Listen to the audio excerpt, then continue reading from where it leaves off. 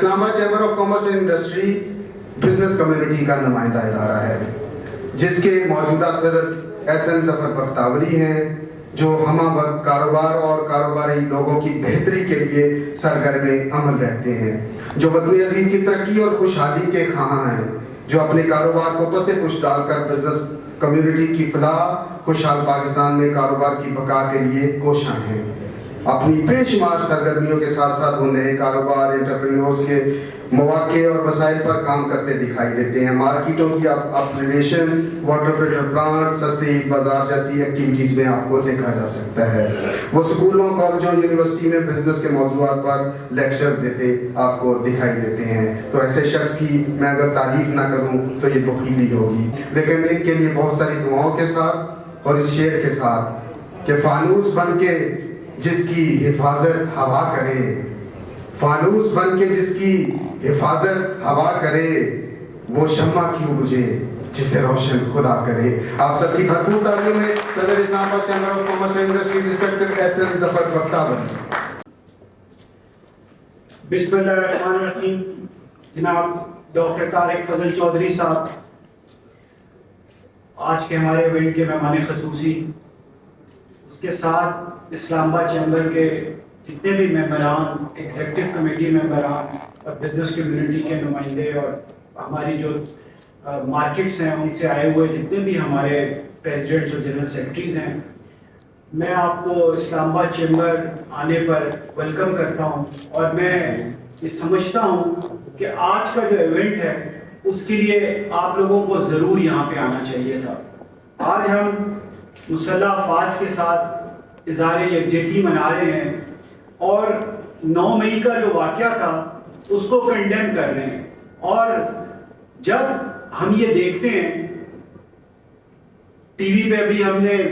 Video دیکھی تو میں یقین جانیے جتنے بھی پاکستانی ہیں ان کا سر شرم سے جھک جاتا ہے کہ اس دن ہوا کیا تھا۔ ہمارے ملک کو توڑنے کی سازش کی گئی، ہمارے اندر پولرائزیشن کریٹ کی گئی۔ وہ دشمن جس کی پارلیمنٹ میں آج انڈیا کا جو نیا نقشہ لگا ہوا ہے اس میں انہوں نے پاکستان کو بھی شامل کر لیا ہے، اس میں انہوں نے افغانستان کو بھی شامل کر لیا ہے۔ تو یہ مودی سرکار پاکستان کو کیا پیغام دینا چاہتی ہے، اور کیا ہماری عوام کو یہ بات سمجھ نہیں آتی کہ مضبوط افواج پاکستان ہی پاکستان کی سلامتی کی ضامن ہے؟ اور میں آپ کو یقین دلاتا ہوں جب تک یہ افواج پاکستان الحمدللہ ہیں، کوئی دشمن ملک پاکستان سے 1 فٹ جگہ بھی نہیں لے سکتا۔ اور اگر کوئی یہ سمجھتا ہے کہ پاکستان کو توڑ کر، ڈیسٹیبلائز کر اکنامک طور پر اس کے لیے مشکلات کریٹ کر ہم پاکستان سے اپنی شرائط منوا سکتے ہیں، تو میں یہ سمجھتا ہوں یہ ہمارے دشمنوں کی بھول ہے۔ جب تک جنرل عاصم منیر جیسی قیادت افواج پاکستان کو لیڈ کر رہی ہے، اور اس سے پہلے بھی جو ہمارے آرمی چیف لیڈ کرتے آئے، انہوں نے ہمیشہ جو موٹو سامنے رکھا وہ یہی تھا کہ سب سے پہلے پاکستان۔ اور ہمیں سوچنا ہوگا کہ ہمیں اپنی سوچوں کو تبدیل کرنا ہوگا، کہ ہماری پرائورٹیز کو چینج کرنا ہوگا، کہ ہماری پرائورٹی یہ ہونی چاہیے کہ سب سے پہلے پاکستان۔ اور اگر سب سے پہلے پاکستان ہے تو اس کے بعد افواج پاکستان ہے۔ اگر افواج پاکستان کو خراب کرنے کی کوشش کی جائے گی، اس کے امیج کو خراب کرنے کی کوشش کی جائے گی، تو یقین جانیے پاکستان کی سلامتی خطرے میں پڑ جائے گی۔ اور جو 9 مئی کو ہوا ہم اس کو کنڈیم کرتے ہیں۔ ہم 9 مئی والوں کو بھی جانتے ہیں اور 28 مئی والوں کو بھی جانتے ہیں جنہوں نے ایٹمی دھماکے کر پاکستان کو ایک ایٹمی قوت بنایا۔ اور میں یہ سمجھتا ہوں جب اس جہاز کو آگ لگائی جا رہی تھی، جب جناح ہاؤس میں توڑ پھوڑ کی جا رہی تھی، تو وہ شہداء جن کی مائیں وہ ٹی وی پر دیکھ رہی تھی تو ان کے دل میں کیا چل رہا ہوگا۔ تو ہمیں یہ سوچنا چاہیے۔ میں سمجھتا ہوں یہ جو پولرائزیشن ہماری سوسائٹی میں کریٹ کی جا رہی ہے، ضرورت اس بات کی ہے کہ ہم اپنے لوگوں کے اندر برداشت کرنے کا جو مادہ ہے اس کو ڈیولپ کریں۔ اور اتنا غصہ کس کے اوپر کیوں نکالا جا رہا ہے؟ میں آپ لوگوں سے یہ توقع کرتا ہوں کہ آپ لوگ یہ جو ایکٹ تھا اس کو کنڈیم کرتے ہیں اور افواج پاکستان کو یقین دلاتے ہیں اور ان شہداؤں کی ماؤں کو یقین دلاتے ہیں کہ ایسا واقعہ ہماری زندگی میں دوبارہ کبھی نہیں ہوگا۔ اور اس کے ساتھ ساتھ میں یہاں پر جو ہمارے موجودہ وزیر اعظم میاں شہباز شریف صاحب اور عاصم منیر صاحب کو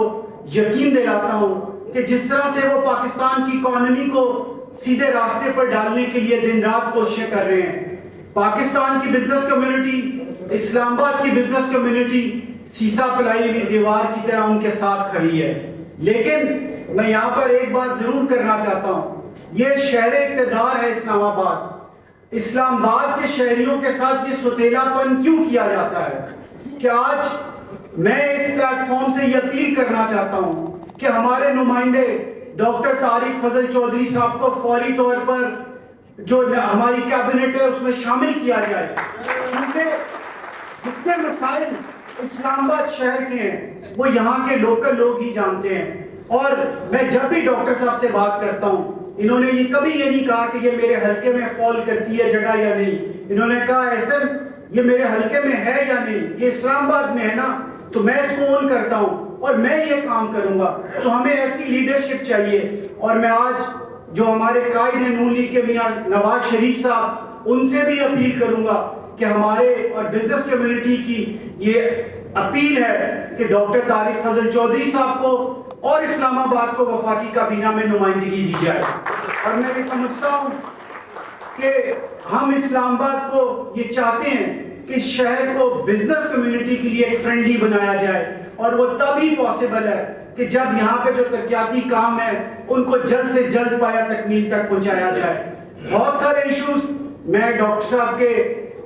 کو بتاتا رہتا ہوں، ڈاکٹر صاحب یہ سکول ہے، یہ سڑک ہے، یہ چھوٹے چھوٹے کاموں کی وجہ سے رکی ہوئی ہے، اور ڈاکٹر صاحب اسی وقت کوشش کرتے ہیں کہ وہ کام ہو۔ اور ڈاکٹر صاحب میں آپ کو یہاں پہ یہ بتانا چاہتا ہوں کہ اسلام آباد چیمبر نے اسلام آباد کے ہر سیکٹر میں واٹر فلٹریشن پلانٹ ہم لوگ اپنے خرچے کے تحت بنا رہے ہیں۔ اس کے علاوہ ہمارا سی ڈی اے کے ساتھ ایک ریسنٹ ایم او یو ہوا ہے جس میں ہم state of the art washrooms facility Islamabad کے ہر تجارتی مراکز میں دیں گے۔ تو ہم یہ چاہتے ہیں کہ یہ جو اس طرح کے کام ہیں، یہ جو ہمارے راجہ حسن صاحب یہاں پہ بیٹھے ہوئے ہیں، شیخ جمشید صاحب بیٹھے ہوئے ہیں، ہمیں ان کو اپریشیٹ کرنا چاہیے۔ جس طریقے سے یہ تاجر نمائندوں کی آواز اٹھاتے ہیں، ان کے لیے لڑتے ہیں، اور میں سمجھتا ہوں کہ آج 9 مئی کا واقعہ، 9 مئی کے دن کی مناسبت سے بہت ساری جگہوں پر بہت سارے ایونٹس ہو رہے ہیں، لیکن جتنی امپورٹنس آج یہ بزنس کمیونٹی کے ایونٹ کی ہے وہ شاید کسی اور ایونٹ کی نہیں ہوگی۔ ڈاکٹر صاحب میں آپ کا خصوصی طور پر شکریہ ادا کرتا ہوں کہ آپ پرائم منسٹر آف پاکستان کے ایونٹ پہ شرکت کر رہے تھے، اور ہم نے آج آپ سے ریکویسٹ کی تو آپ وہاں سے اٹھ کر آئے۔ اور سر ہم یہ چاہتے ہیں کہ ہم آپ کے ساتھ مل کر اسلام آباد کو ایک خوبصورت بزنس فرینڈلی شہر بنائیں، اور اس کے ساتھ ساتھ آخر میں ایک دفعہ پھر یہ کہنا چاہتا ہوں کہ یہ 9 مئی کا واقعہ ہماری زندگی میں دوبارہ نہیں ہوگا۔ ہم افواج پاکستان کے ساتھ کھڑے ہیں اور کھڑے رہیں گے۔ اور ڈاکٹر صاحب انہی الفاظ کے ساتھ میں آپ کا ایک دفعہ پھر شکریہ ادا کرتا ہوں، اور جتنے بھی ہمارے معزز ممبران یہاں پہ تشریف لائے میں آپ کا بھی شکریہ ادا کرتا ہوں، اور آپ سے امید کرتا ہوں کہ جو نظریہ پاکستان ہے آپ اس کے ساتھ کھڑے رہیں گے، کیونکہ ہمارا دشمن جو ہے وہ نظر لگا کے بیٹھا ہوا ہے کہ کب ہم لوگ غافل ہوں اور وہ چوٹ لگا کر ہمیں توڑ سکے۔ اور آپ نے پاکستان کو کسی صورت پر یہ نہیں سوچنا کہ جس طرح قائد اعظم محمد علی جناح نے کہا تھا there is no power who can undo Pakistan. تو میں آپ کو یقین دلاتا ہوں یہ جو ہماری 25 کروڑ عوام ہے اس کے ہوتے ہوئے یہ ہمارا معاشی جو مسئلہ ہے یہ بھی حل ہوگا، اور یہ پاکستان انشاءاللہ، ابھی ہمیں آزاد ہوئے کتنا عرصہ ہوا ہے، 76 ایئر لوگوں کی، قوموں کی، ملکوں کی جو ہسٹری ہے وہ 200 سال 500 سال پر ہے۔ تو یقین جانیے انشاءاللہ we can, we will build Pakistan together، اور انشاءاللہ ہم پاکستان کو بہتر بنائیں گے. پاکستان زندہ باد. افواج پاکستان زندہ باد.